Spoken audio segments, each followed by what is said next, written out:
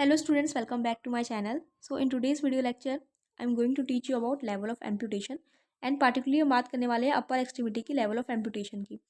अगर अभी तक आपने पार्ट 1 नहीं देखा है एम्पुटेशन का तो प्लीज़ पहले आप पार्ट 1 देख के आइए। वहाँ पे मैंने आपको डेफिनेशन, क्लासिफिकेशन, टाइप्स, इंडिकेशन सब कुछ एक्सप्लेन किया है।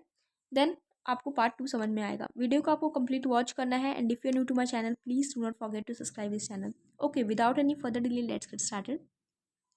First of all, what is the level of amputation? So level of amputation क्या होता है? In the limb it is carried out a level which will give stump an optimum length to facilitate subsequent prosthetic fitting. Limb में level of amputation वो part को बोलते हैं जहाँ से हमें एक ऑप्टिमम लेंथ मिल जाए ताकि हम आगे चल के प्रोस्थेटिक फिट कर पाएँ। ठीक है, मतलब आप स्टूडेंट्स इतना समझिए कि जब भी किसी व्यक्ति का एक्सीडेंट हो गया, ठीक है, और उसका हमें सपोज उसका लेग हमें रिमूव करना पड़ा, तो सर्जरी के कुछ महीने बाद अब पेशेंट को हम लोग प्रोस्थेटिक फिट करते हैं। प्रोस्थेटिक मतलब आर्टिफिशियल लिम्ब फिक्स करते हैं, फिट करते हैं रिप्लेस करने के लिए जो लॉस हुआ है हमारे एम्पुटेशन की वजह से, ताकि पेशेंट जो है वो थोड़ा सा चल पाए या अपना day to day life activities जो है परफॉर्म कर पाए।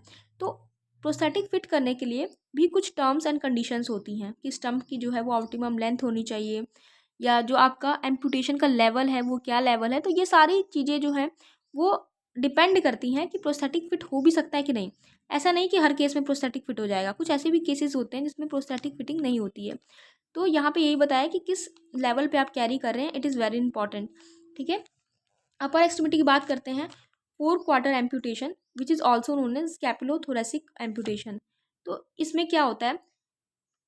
Removing entire arm along with clavicle and scapula. यहाँ पे 4 क्वार्टर एम्पुटेशन में या फिर स्कैपुलोथोरेसिक एम्पुटेशन में हम लोग पूरे आर्म को रिमूव कर देते हैं, क्लेविकल एंड स्कैपुला को भी साथ में रिमूव कर देते हैं। तो ये एक मेजर सर्जरी होती है। अब ये कब परफॉर्म करना पड़ सकता है? जब भी मैलिग्नेंट बोन ट्यूमर हो अपर एंड ऑफ ह्यूमरस का। Now shoulder disarticulation, arm is separated from shoulder blade and collar bone. मैंने डिसआर्टिकुलेशन पार्ट 1 में आपको बताया है कि यहाँ पे जॉइंट से आर्म को पूरा रिमूव कर दिया जाता है। ठीक है, मतलब लिम्ब को पूरा रिमूव कर देते हैं। तो ये शोल्डर डिसआर्टिकुलेशन है, यानी कि आर्म को रिमूव कर रहे हैं हम लोग शोल्डर जॉइंट से। Above elbow which is also known as transhumeral, तो आर्म को रिमूव करते हैं एल्बो जॉइंट के अबव से। ठीक है, शॉर्टर अपर आर्म रहता है। नाम से समझ में आ रहा है अबव एल्बो, यानी कि एल्बो जॉइंट के अबव। इसको ट्रांसह्यूमरल भी बोलते हैं। तो यहाँ पे आर्म को ही रिमूव किया जा रहा है लेकिन एल्बो जॉइंट के अबव से। Below elbow which is known as trans radial. Below elbow क्या होता है? सर्जरी है जहाँ पे फोर आर्म को रिमूव कर रहे हैं पर एल्बो जॉइंट जो है वो आपका इंटैक्ट हो रहा है। ठीक है,